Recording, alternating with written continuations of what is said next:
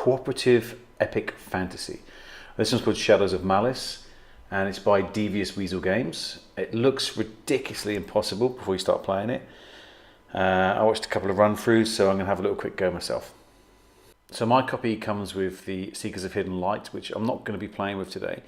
Just going to show you the very brief overview of the game, how to set it up. So I've set the board up basically with 2 maps. So you're looking at an hour to whichever. If you have like a couple of maps, a couple of hours, I'm going to reckon it's probably longer than that. So I'm just going to go through. When you look at the setup, you basically choose one of these. They're like angels, I guess, guardians of light. When they come down to Earth, they have a physical manifestation. So I've got the battle strategist, life shaper, and the light bender. And if you look on them, they have a blue symbol. So this guy has 3 white crystals and 3 blue crystals. The life shaper has 3 clear and 3 green, and the light bender has 3 light coloured and then 3 yellow.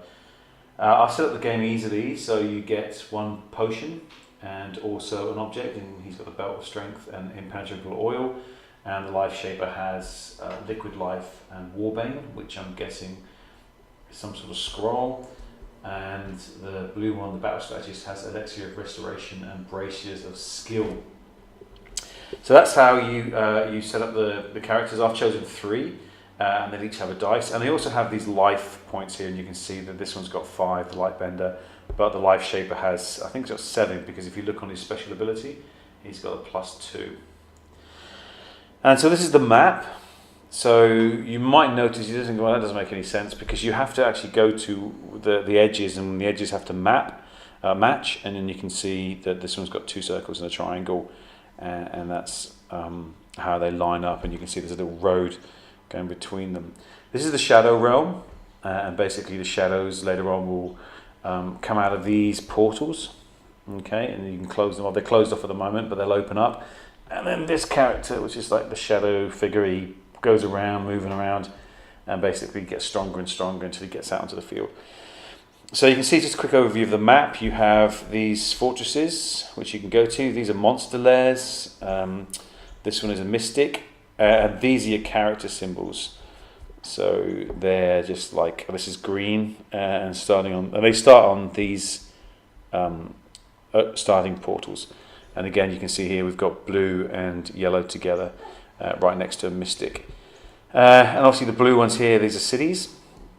And this is how you set them up. You don't look at this one. I'll show you just as it is. This one's got like a little symbol underneath it, and that will tell you what is in these light wells, whether they're light or dark. There's one missing there.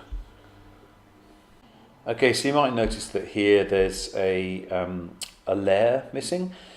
Well, that's because when you start the game, you can take a few away, depending on how difficult you want to set. And if you look across to this one, in this sort of mountainy area, that's been taken away as well. So have a look at here. It comes with this really nice guide, so you can see your icons and movement. There's a lot of iconography in this, a lot. But then you can see how things move. So you would roll for your move.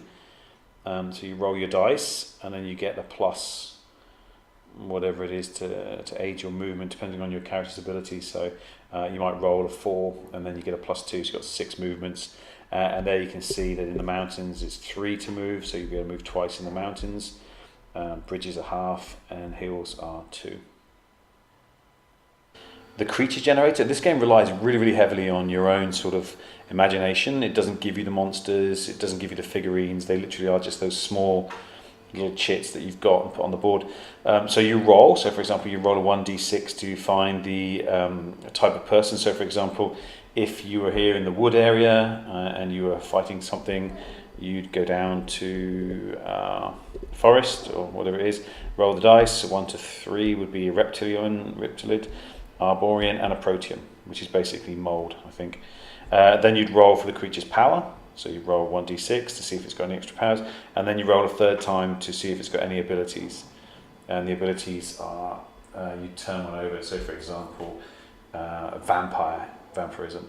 So when this creature wounds or drains life from an opponent, it gains 1 life itself, which is pretty cool. One of the cool things about the game is fate.